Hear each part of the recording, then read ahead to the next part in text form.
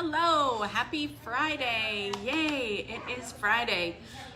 Friday means baking day here at Make It Sweet and the classes that we've been doing. So today is English muffins. I am so excited about this. I have some in the oven right now, so Carlos will bring those out in just a minute. I have some dough ready to go, and then I'm gonna make another set of dough.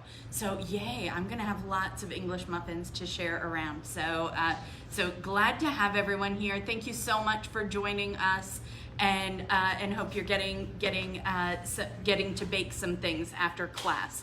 So this recipe we'll walk through. It is right on our website. So if you go to makeitsweet.com and go to our classes section, it's right on there. So the instruction sheet is there. I'm going to talk through some substitutions and the ways that you can do this with ingredients that you probably already have at home. So I'll walk through all of that as we're going. And I'll go ahead and make the basic recipe, but then talk about substitutions and things that you can do along the way.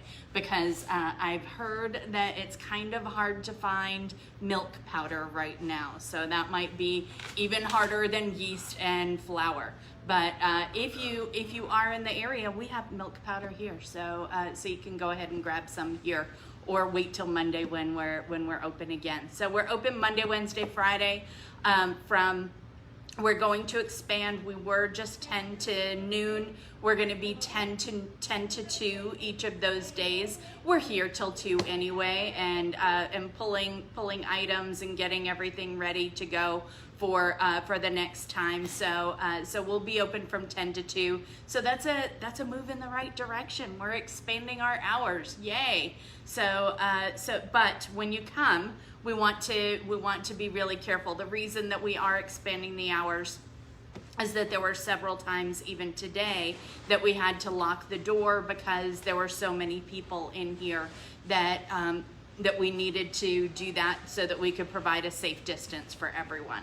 So when you come, make sure you have a mask, make sure you have, and we have gloves outside that you can grab and put on, and so we have a little sanitation station out there with some sanitizer, believe it or not, and so you can use that, put on some gloves, and then there's a trash can so that when you leave, you can take your gloves off and put them right in the trash can as you're leaving. So that is the way that we're handling it to keep everyone safe. So that's good for us, good for you guys too.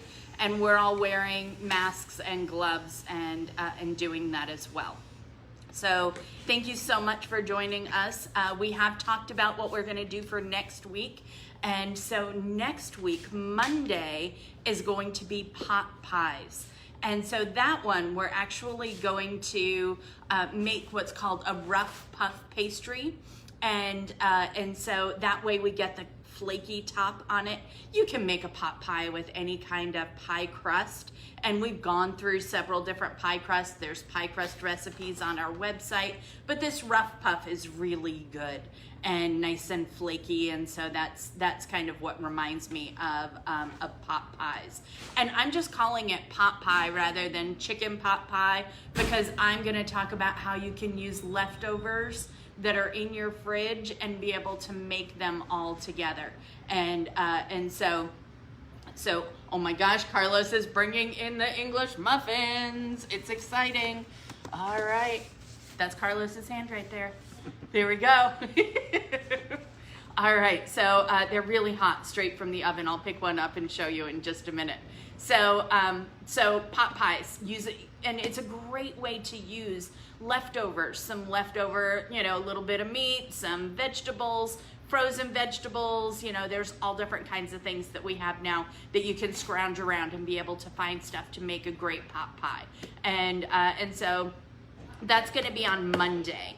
On Wednesday, we're going to do succulent cupcakes, and these are all going to be buttercream. And if you look, you'll actually see the pictures of the ones that we're going to make. That's on the instruction sheet, and so that's right there. There will be tips that we'll be using for those. And so if they are tips that you don't have at home, you can email us and we'll get a set together for you of all the tips that we're using for it and be able to to do that. And so we'll have those ready to go. And then on Friday is going to be our braided bread. And we're gonna do a savory version and a sweet version of it. And wait till you see how easy this is and how versatile this dough is. You can do so much with it.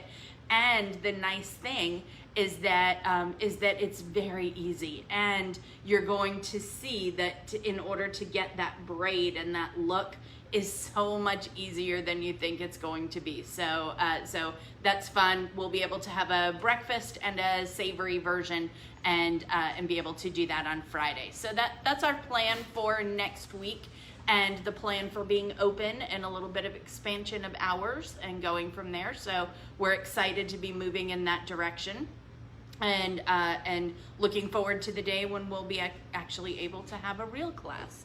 But in the meantime, these are really fun for us to do. So as we go, if you have questions, please ask. If you want to just shout out and say hello, that's great too. And let us know where you're from, and let us know any questions that you may have along the way. All right, let me show you these English muffins before we get going. Look at them.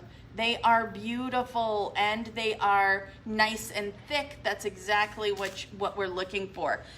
This puts like Entenmann's English muffins to shame, right? So these are like the Wolferman's brand English muffins, and they smell so good. These are just the plain ones. I like just the plain ones. That's actually my favorite. But I'll talk as we're going for different flavors and different things that you can do. And then we're also gonna make some butter. Can you believe it? We're gonna make butter. Make butter. Yes, that's what I said, make butter. And so we're going to turn heavy cream into our butter. And it's one of those things that I think is, it's one of those things that you do in kindergarten and maybe haven't done since then. They do it to keep you really busy with a jar. But we're gonna use the mixer for it. So no jar unless you have really young kids at home and you want to keep them busy making butter. So that's a good thing to do with that. All right, so I'm gonna move these out of the way. I have my dough that I had just made right before we started. That one's ready to go, but I want to show you how to make the dough. So that's going to be our first thing that we're going to do. So we're going to shift the camera here in just a second, and then we'll go from there. All right.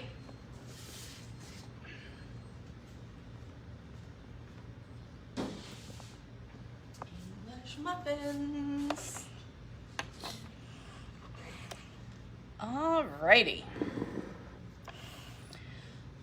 All right, so let's talk about different types of yeast for just a second. Again, I know we went over this a little bit on Friday, but let's do it again. So when a recipe just says yeast, like this English muffins recipe, it just says yeast. It generally means active dry, but you have to look at the technique to know which type of yeast is intended for it. So active dry is the one that's the most common that you find in the grocery store all the time. That's the one in the little packets. You can actually find instant yeast in the little packets too, but it's a little bit harder to find. It's not as common as finding the active dry yeast. So anytime you're using, they're both exactly the same other than the way that they are treated. So to make active dry yeast, it's a really hot process. And so what ends up happening is that the little yeast, the little microorganism that's going to give off the carbon dioxide and that's going to make it rise, that actually, a lot of them die in the process for making active dry yeast. The way that instant yeast is made, it's a much lower temperature, and so more of them stay alive.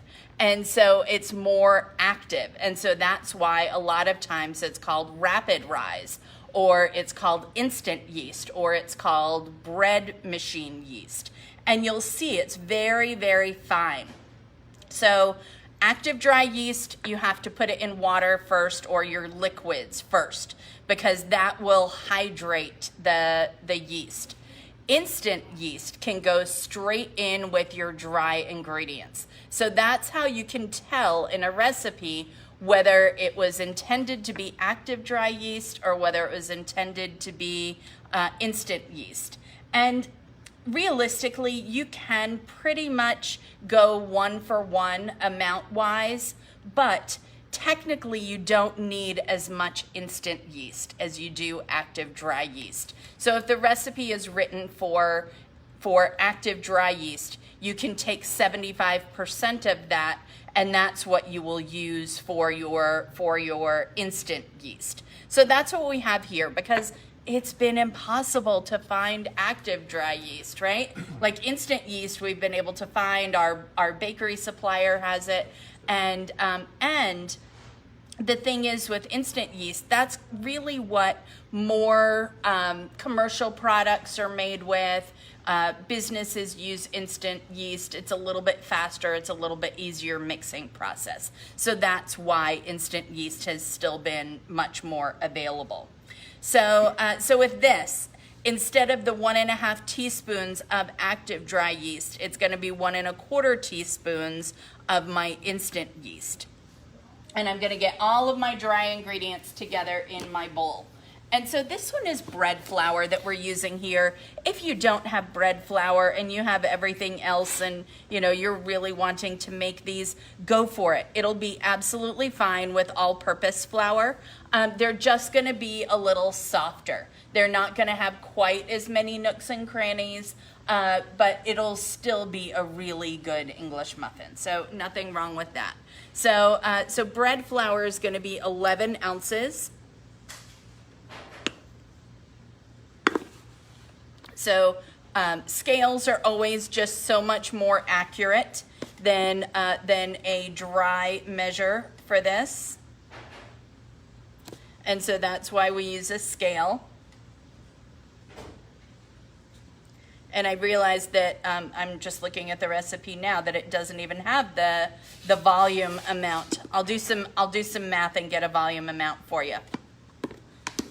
All right, so there's my bread flour. And then this is the instant dry milk. And this just gives a really rich flavor. If you don't have this, then what I would do, instead of using all beer for the 6 ounces of liquid that we're going to add, I would do 4 ounces of beer and 2 ounces of whole milk. And that way you're going to have the flavor that you'll get and the richness that you'll get from this. So there's my dry milk. But you know what? I bet a lot of you have dry milk in the back of your pantries. So look in the back and see what you have. I have some salt here, so that just some kosher salt, sugar. This is just regular granulated sugar, and my yeast. And so this is all the dry ingredients just mixed together. Would you grab my melted butter from the microwave? All right, just give this a good stir. You want to make sure that it's pretty evenly distributed. And then from there, then I'm going to add my beer. And so I'm just going to hit tare. And it's going to be 6 ounces of beer, so that's 3/4 of a cup. And this is room temperature, so yes, I know it's Friday and I could drink the other half of this and I would enjoy having the other half, but it's room temperature, so I'm going to need to put it in the freezer or the fridge to cool off, because room temperature beer is not so good. But room temperature beer is better for your bread than cold beer. So sacrifice 1. So I'm just going to pour this slowly till I get to my 6 ounces. You could always do this into like a cup measure and then pour it in, that's fine. Or just start, going really slowly once you start getting closer. 5.7, 5.8. 5.9, couple more drops. There we go. All right, 6 ounces. And then I have my 2 ounces, which is or 1 ounce, which is 2 tablespoons of butter that's melted, and then 1 egg. So I'm just gonna crack my egg into a separate container and then put it in. And now it's just mixing. So you could do this with a KitchenAid style mixer. That would be fine, but it comes together so easily just by hand. If I was doubling it, I might want to use a mixer and pull it out. It would just be a little faster. But this recipe will make 7 of those big English muffins, like what I showed you. So so that's a good size. Like 1 is definitely a serving for them. Is there always beer in English muffins? Well, so that's a good question. So I like that flavor. You know how like there are ingredients that are kind of traditional in English muffins where it's like malt or barley, and that gives that like background kind of really earthy kind of flavor to it. Those are even harder to find ingredients, in the best of times. And so, there's always beer around. And so I like to use like a stronger kind of a lager kind of style beer. So a stronger one so that you get a little bit more flavor. You could go even more local and, use some other brands, but Shiner's pretty local. So it's not necessary, but it does make a difference with the flavor, and it kind of enhances that yeasty flavor, that that kind of bread, like real bread kind of flavor that you get from English muffins. You can see it's a pretty stiff dough, a little sticky, but not too bad. And so now I'm gonna do the standard with the way that we need. So I'm just gonna take some flour here, put it to the side, take some flour and sprinkle it on the top, and then my bench scraper. I always say that's part of an English muffin on there. Don't leave it on the spoon.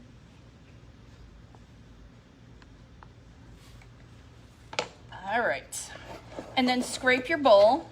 We're gonna put the dough right back in here to proof. And so I like to just kind of use that bench scraper, scrape it out. And now what I'm gonna do, I'm gonna take some more flour and I'm going to sprinkle it over the top, put some on my hands, and then I'm gonna use the bench scraper to help me just toss it around in the flour. That just kind of coats it. So I'm just tossing it in that little bit of flour that I put down and the sprinkle that we put on top.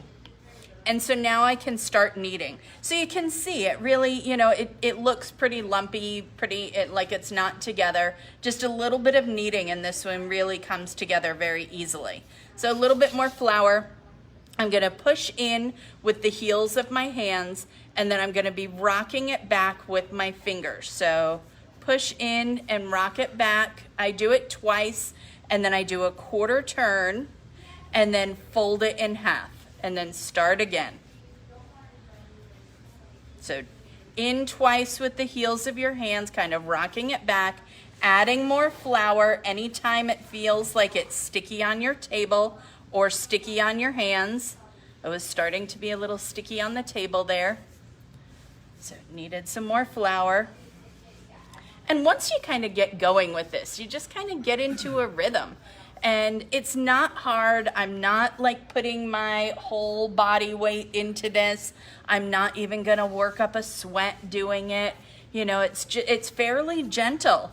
I don't want to be so aggressive with the dough that I'm like breaking it. So if you see, like that's what I would call breaking it, where you've gone, like you've really pushed in.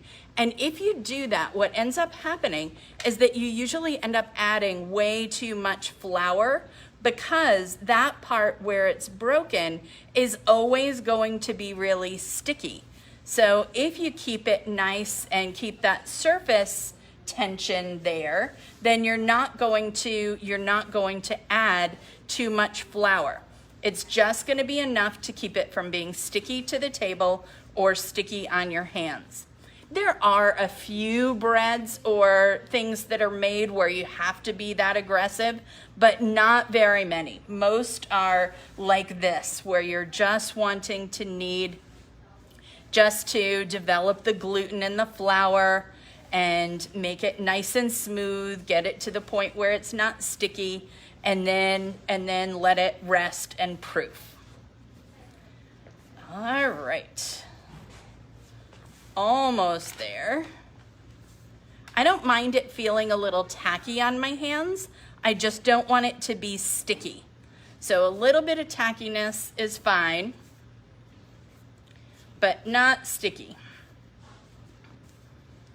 All right, there we go. And now when you turn this over, you can see how much smoother this is. So nice and smooth, ready to go. So this I'm going to put right back into my bowl. So I'm just going to take my bowl, spray it with some vegetable spray. I always put it where it's pretty side down, so smooth side down, and then flip it over. And then I'm going to grab some plastic wrap.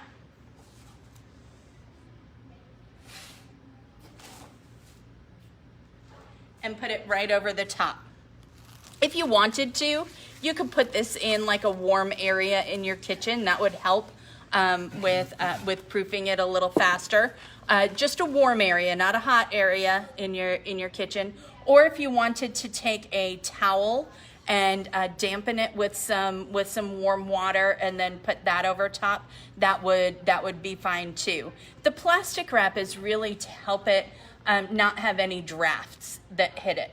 So you can see this is the one that I just made. This is the one that I made almost an hour ago. And so this one is definitely risen. It's almost double in size. So this one is ready to go. All right. There we go. Let me wipe this down a little bit. And I'm going to show you what we do for making these. So if you wanted to add flavors to it, let's say you wanted to make, some cheddar cheese ones, or you wanted to make blueberry ones, or Wolferman's used to have this great one that was orange, and it had craisins and orange peel in it. Oh, it was really, really good. So there's lots of different flavors and things that you can do with it. If you're doing the entire batch with one flavor, then you can have those mix-ins and you can mix them in with your dry ingredients and mix that all together. If you're wanting to split this up, then now would be the time to add them in as you are doing individual ones. So if you wanted to make some that are cheddar and some that are like everything bagel mix, is so popular now. And so you can mix some of that in. There's so much that you can do with it. Anything that's dry, so like cheese that you can grate would be fine. So like a Gruyere cheese or cheddar cheese or Parmesan cheese, any of those that you can grate would be good. You couldn't add like brie, or you couldn't add fresh fruit in there. It's just way too wet. And we have found that you can't really add anything with additional sugar in it. It kind of breaks down. So we were doing a one that had raisins and also had some cinnamon and sugar. It's fine to do the raisins. It's fine to do the cinnamon. The additional sugar just kind of broke down the dough a little bit too much, and it made it harder to work with. So cinnamon raisin would be fine. And anything that's dry. So herbs would be great too. So you could make it with like chives in there, or different herbs, and then you could use this and make some poached eggs and put it on top with some hollandaise sauce, and Randy's getting excited. He's thinking that's for breakfast tomorrow. We'll see. All right. So the normal phrase that's used for this is called punching down the dough. We're not going to do that. We're just going to deflate it. So give it a nice little squeeze. And you'll feel how nice and soft this is, how easy this is going to be to work with. I'm actually going to leave these just plain. And like I said, I love the plain ones. You can always, like, I don't mind when I put butter on if I wanted it to be an everything bagel one. You can sprinkle some on at the end or add some jam or other things. It just gives you a lot more opportunity to do other things with it if they're just plain. So, but totally up to you guys. So now what I want to do, I'm gonna have to do a little math, and so Randy's gonna have to do this for me. So I wanna weigh my entire piece of dough here. So it's 617 grams, and I'm gonna make 7. So 617 divided by 7 is 88 grams. And so I'm just gonna hit tare till I'm on 0. Just use your bench scraper. Whoops, that was -5 on there. That's gonna make a difference. 79, 87, close enough. And I just do that because cutting into 7 pieces is kind of hard to do. So it's easier to weigh them. But you could just cut this into 7 and it would be fine and it would work. But I always find that I end up with ones that are like that, that are much bigger. I thought it was about the same size, but nope.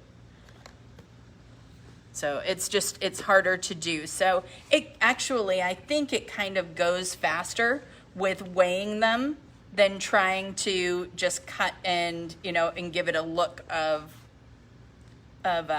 size. All right, this is just half for that one. 86 is fine. Ooh, 103. We'll go more in that one. All right. So these then get what's called rounding. And so this is a pretty big piece of dough to round.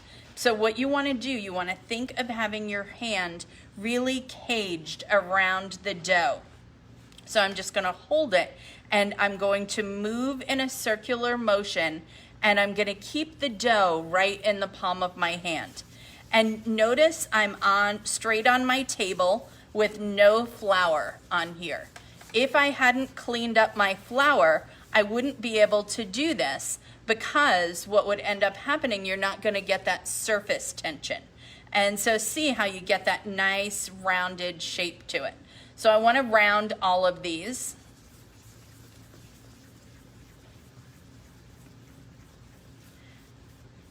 There we go. And what ends up happening, it's nice and smooth on the top and you have like a little dimple on the bottom. That's exactly what it's supposed to look like. Once you get going, then round with both hands. And I'm pressing in quite a bit on here. There we go. Dimples on the bottom. All right. Yay. There we go.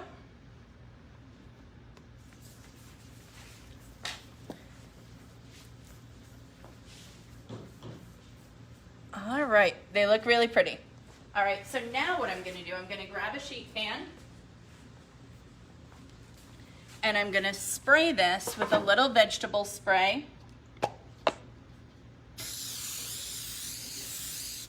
And I'm gonna sprinkle it with some semolina.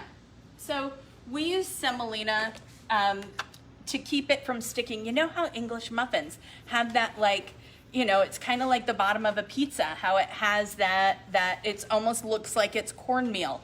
It's not cornmeal, it's semolina that's used for it. This one is pretty specialty.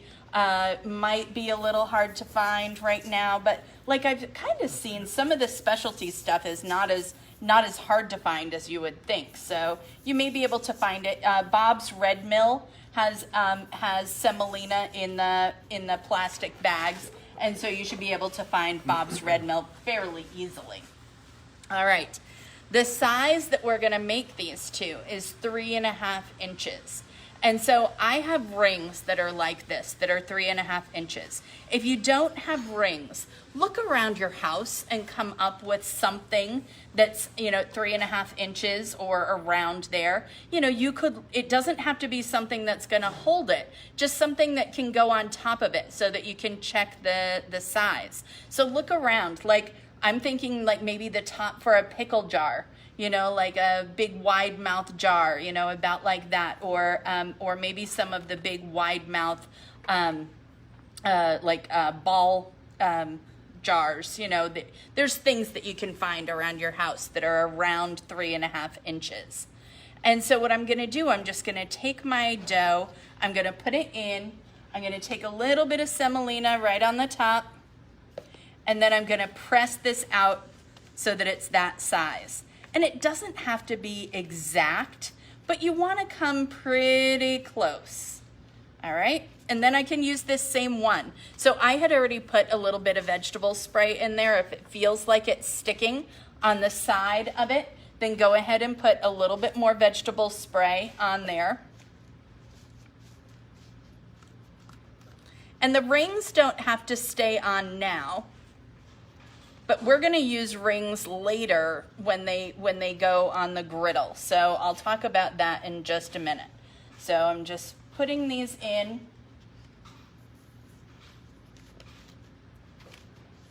You could use cornmeal instead of semolina. If you have cornmeal, that would be fine. The problem with cornmeal is that you're going to taste it a little bit, which with an English muffin would be fine. Like that's not going to be much of an issue at all. So I think cornmeal would be like a perfect substitute for it.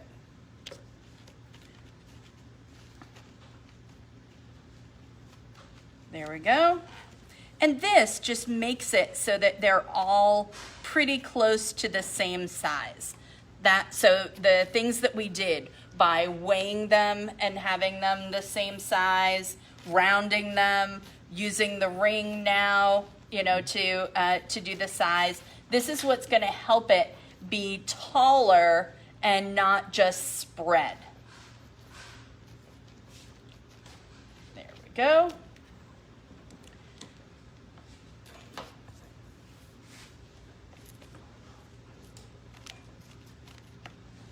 All right, one more.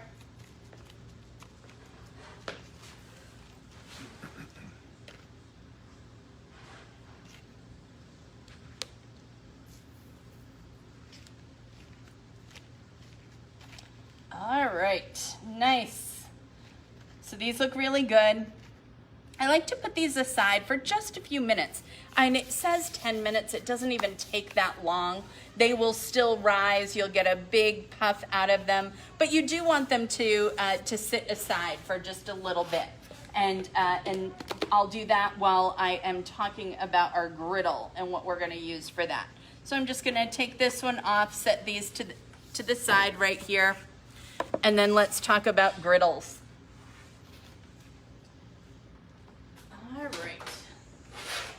So when we originally started doing this class, I had gotten a pan like this, and I was doing all of my practice at home, and I have a gas stove at home, and this heats just beautifully. This is cast iron. It's a Lodge cast iron pan. It's gorgeous and super heavy.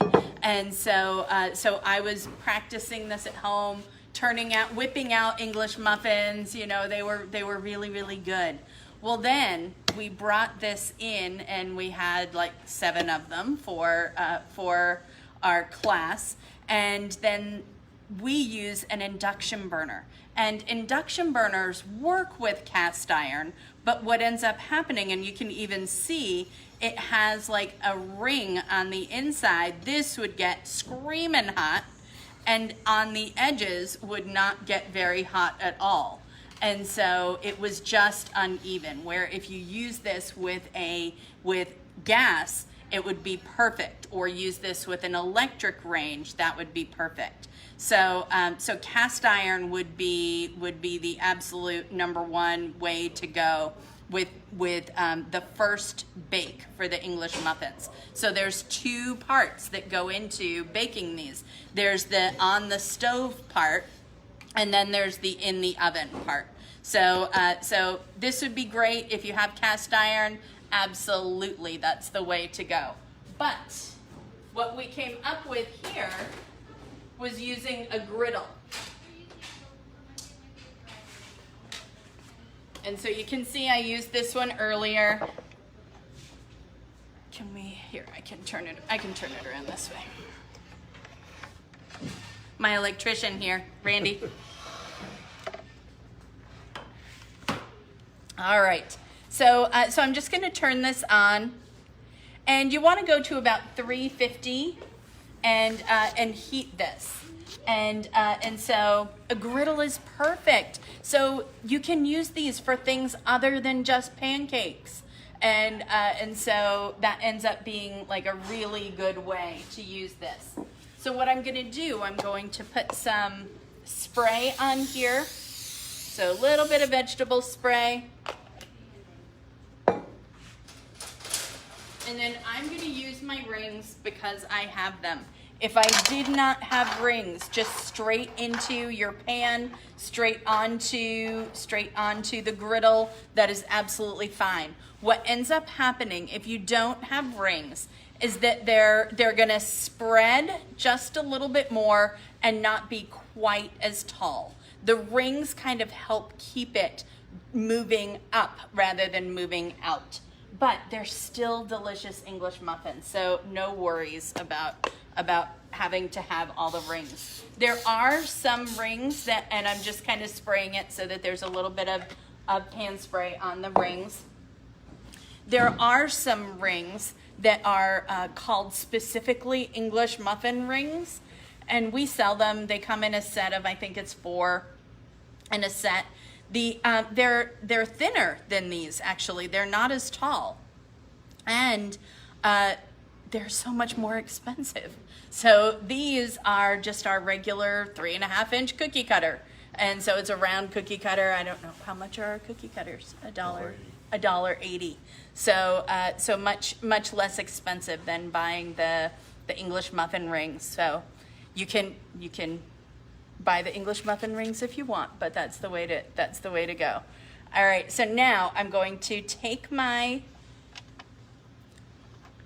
it's already pretty warm, and I'm just gonna press lightly to get it to kind of go to the edges. I'm not pressing to totally deflate it. I don't wanna do that. Just a little press, and be careful because the rings will get hot. So you don't wanna touch the rings.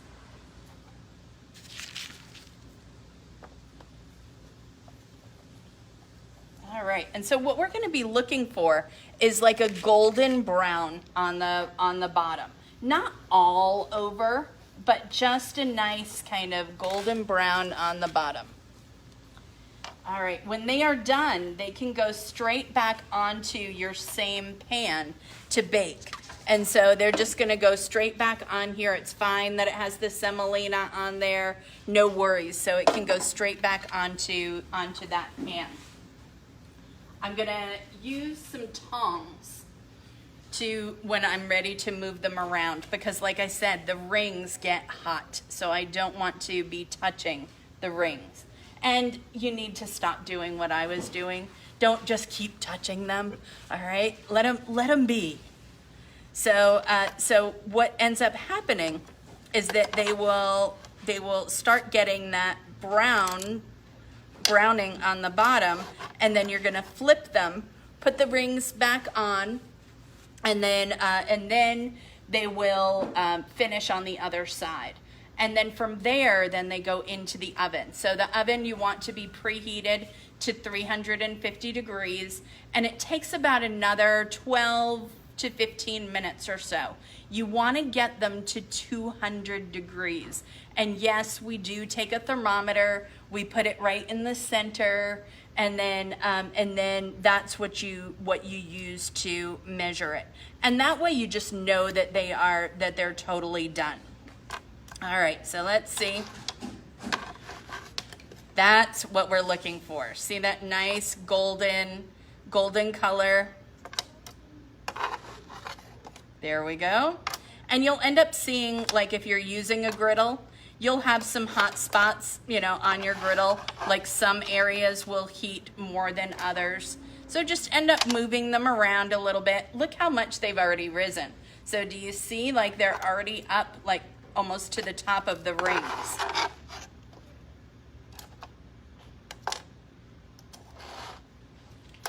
I think this is my cool spot. Nope, that's the hot spot. Oh, these look good. Randy, we're eating English muffins. Looks like it. All right, there we go. I'll come back and check the first ones in just a minute. So what did it take? Like 2 minutes on each side, so about that. It doesn't take very long, almost. And then once I put them onto my pan, it's going to be without the rings in the oven. So it's just the English muffins. So that way, if you were making like a double batch or needing to, you wouldn't have to have rings for everything. It would be rings just for being able to use it on the griddle or in your pan.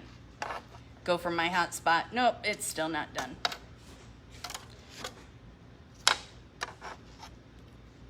Not quite.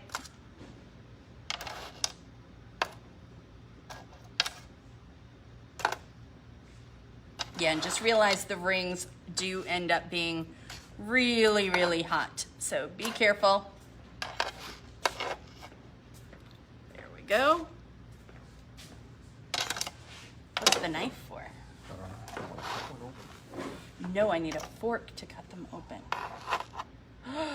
Oh, it was just heresy. I'll talk about that though. All right, there we go.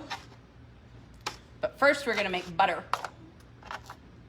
All right, these are all looking good on my pan. You don't have to worry, they're not going to spread. They'll puff a little bit more, but these go into the oven. So a preheated 350 degree oven for about 12 to 15 minutes. So we'll go ahead and put those in. I'm gonna move the griddle out of the way, and then let's talk about butter. Turn this off.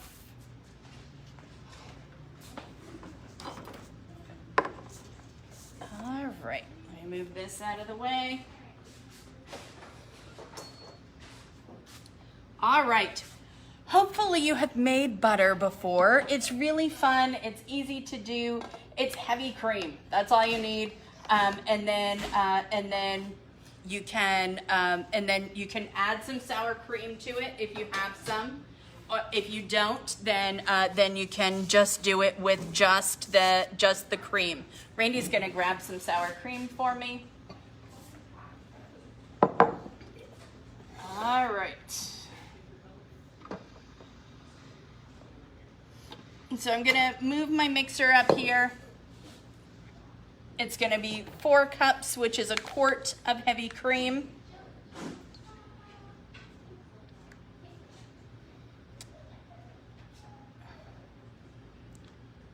There we go.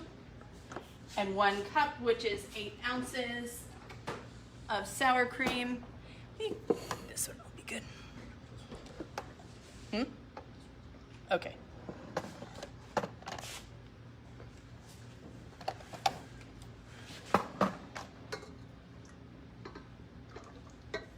So heavy cream. Let me move the mixer in a little bit more.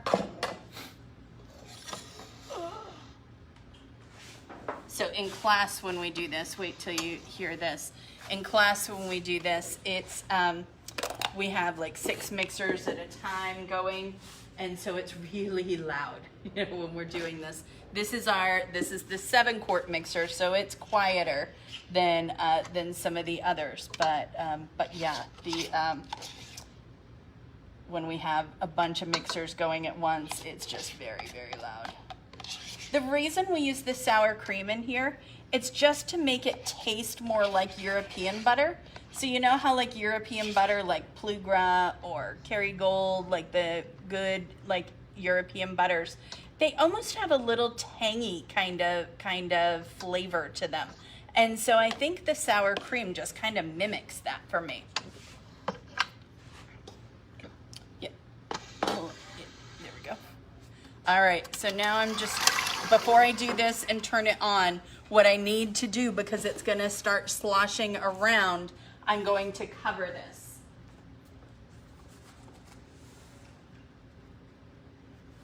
So plastic wrap is your friend, and someone else has 2 hands, and we're gonna go all the way around. There we go. All right. Because wait till you see how it's gonna slosh. All right, we're just gonna let this go. So this is our quiet mixer. The other mixers are much louder. So the 7-quart is just a little bit quieter. I'm gonna pull this back just a little bit, and I'm gonna show you how you cut English muffins. So we're gonna get past that heavy cream phase. We're going to get it to the point, you know, you've all made whipped cream, right? And you get it to that point where it is past whipped cream. And so you're part of the way to butter already when you get to that point. Okay. All right, so English muffins. Would you hand me the knife there too? Do not use a knife on English muffins. All right, this is not the tool. You don't want to slice it. You want to use a fork so that you're breaking it apart. That's what helps make those nooks and crannies. And so without the nooks and crannies, then you don't have as much great space for butter and for jam and for everything else. I also like to toast these again. So after it's done like this, these are perfectly fine to eat, but you do want to toast them. And so I am past whipped cream stage, so you can see that it is starting to become smaller pieces. It's not that, you know, nice smooth whipped cream that you would have. So just keep going. Let it keep going. Let it keep going. And what's going to end up happening is you're going to have solids that will be butter, and then you'll have liquid that is buttermilk. And so that's what's going to end up happening. And notice I haven't stopped this to scrape it down. You don't have to do that at all. But just don't walk away too far. You want to be watching what's going on with it. All right, back to cutting English muffins.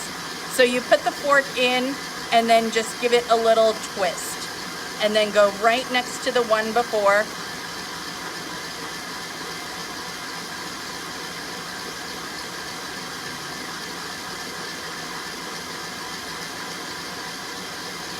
All right, and since you end up toasting these again, I don't think it's necessary to make them like the day of.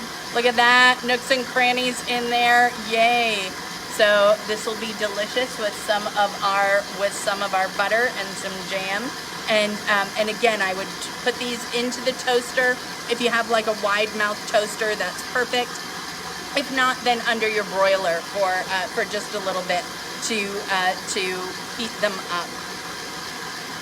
All right, let me move this in so that you can keep watching. So with butter like this, you want to, when you're making this, notice I didn't include my salt. I'm going to, because I think salted butter on bread is much better than unsalted butter on bread. But I'm going to wait, because if I put it in right now, what's going to happen is that when it separates, and it separates into buttermilk and it separates into my butter solids, what's going to end up happening is that the salt is going to go into my buttermilk and not stay in the butter solids. So I'm going to just let this keep going, and then once we drain it and strain it, that's when I'll end up adding a little bit of salt. That's also when you could add herbs, or you could add other flavors if you wanted to. So there's lots of other things that you could add in there. 4 cups of milk, or 4 cups of heavy cream with that 1 cup of sour cream will end up making right at a pound of butter. And so that's a lot. It's a good amount. It's a really good amount. So I'm just gonna keep going, keep going. The things that I have ready to go, it's gonna be a bowl. So a bowl that I'll put this in, and then a strainer. And so you'll see that once this comes together. What's gonna end up happening when it starts to separate is that it's going to spray the buttermilk all over the shield here. So you could use like your regular KitchenAid style shield, but I find that that is almost just as messy. So it's easier to just put plastic all around rather than trying to use that plastic shield, because the plastic shield just kind of hooks on here and the liquid still just runs down. So it ends up being messy. So you can see this would keep kids occupied, right? You know, if they were doing this with a jar, if they are doing it with a jar, set them up for success and make sure that the cream is really cold, because it'll make it much, much easier as they're going. All right, so it's getting there. I can see it's starting to separate down on the very inside. I can see a little bit of liquid starting to separate from it. It just takes a little while. So this, you know, again, this is nothing that's hard to do, but it is one of those things that fresh butter like this just tastes so good. Magda was always talking about eating the fresh butter with saltine crackers, and so there you go, Magda. There's your idea for making some butter. All right, and it's one of those things. I think it's like, you know, like when you're waiting for water to boil in a pot. It's the same thing. If you keep watching it, it's not going to happen. So everyone avert their eyes, and then it'll be able to come together. But once it starts coming together and solidifying, it goes pretty quick. So just like I said, you don't really want to walk away from this at this point. You want to make sure that you're pretty close and watching it. All right. So fresh butter, you could use it for anything. Like you could, you know, put some herbs in there and then put it on like a nice steak. That would be great. Or any of your baking, you could use it in there. But I think it's best just on some good fresh bread. So that's what you want, is some fresh bread and butter, and just makes it extra special. All right, keep going, keep going.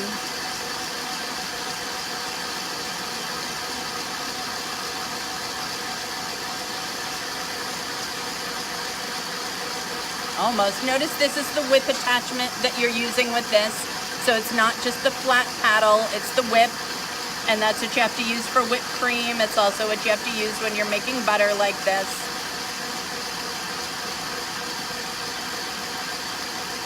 And imagine, like, you hear, like, this is the quiet mixer again. Imagine, you know, 6 mixers going all at once in here in our classroom. It was loud. It was really loud. So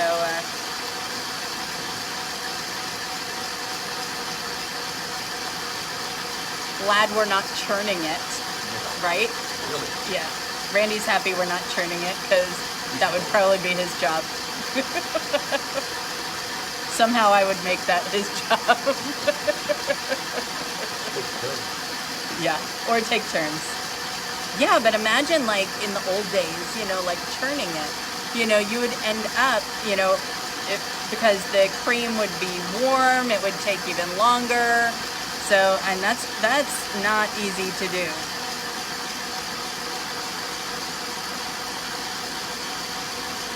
All right, come on. So what has it been? About 5 minutes in the mixer? About that. It's almost there.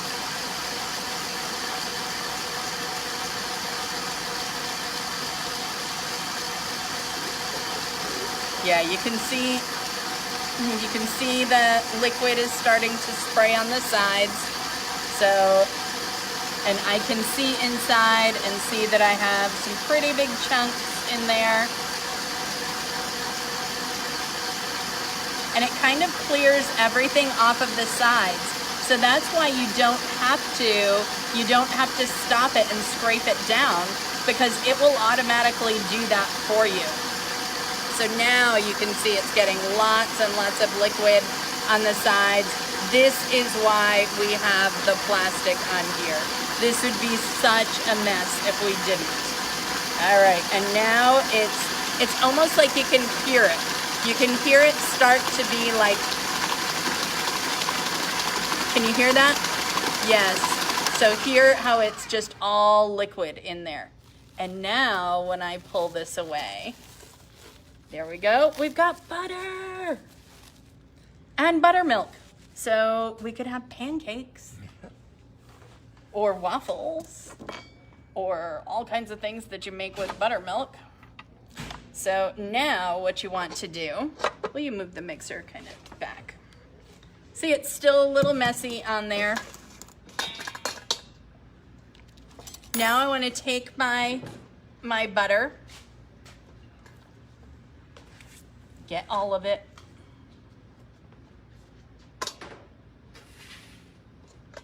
Oh, the next batch is out.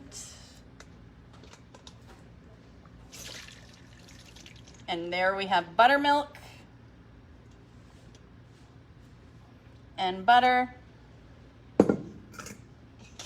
And then I just take my spatula and just press. So get some of that extra moisture off. And this butter will be harder than like regular butter in the fridge, because it's not gonna have as much liquid in it. You could mix some buttermilk back in there, but it just kind of separates out. It's not as good. So I like it just like this. All right. So now take this and put this into another bowl, or here, I can just get rid of all my buttermilk. Just into there.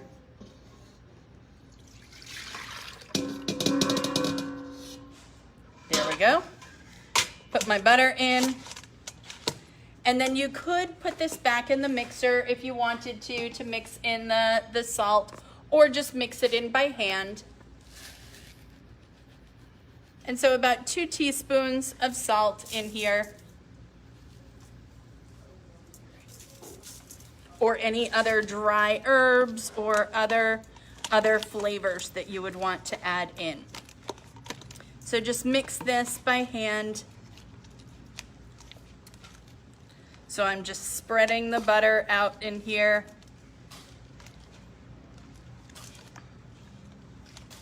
There we go. See how nice and smooth that butter is? Beautiful. All right. There we go. So that's it. English muffins and homemade butter. So I'm gonna take the butter. I'll put it back in the strainer for a minute. Get rid of that extra liquid that was in my bowl.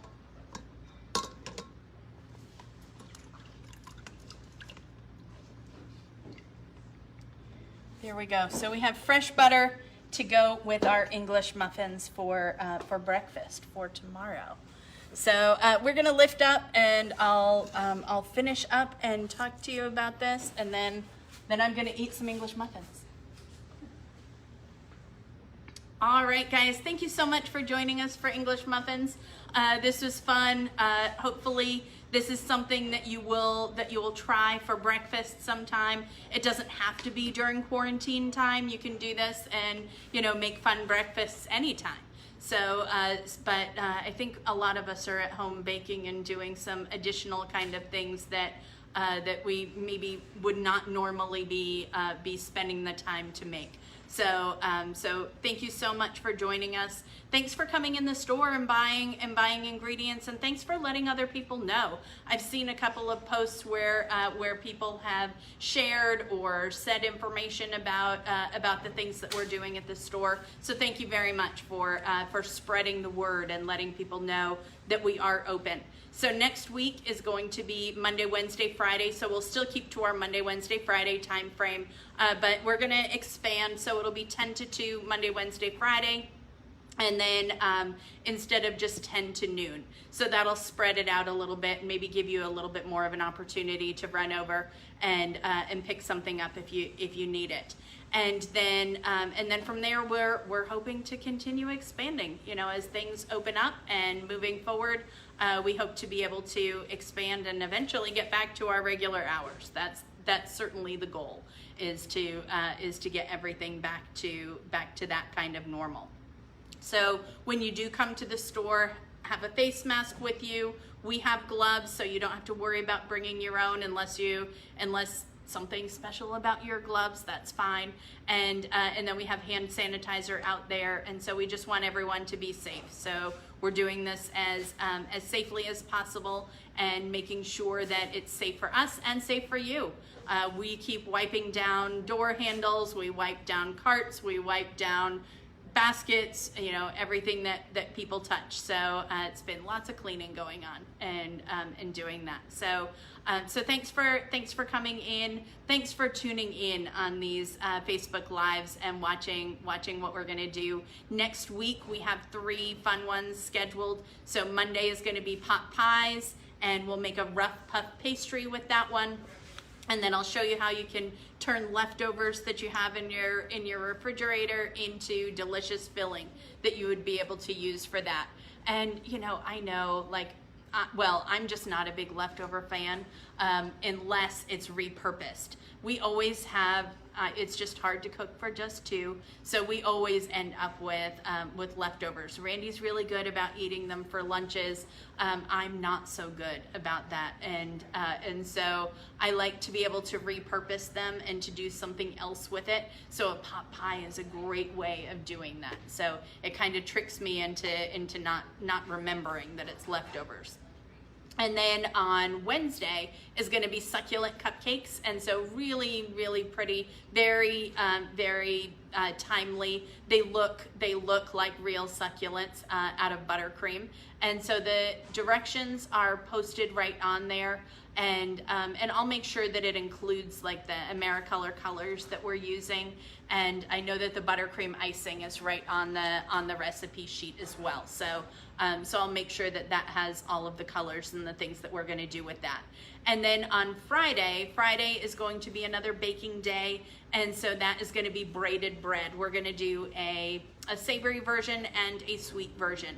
So cream cheese for the sweet version, and then we'll do a savory with some other cheeses and meats in there. So that's going to be our plan for next week.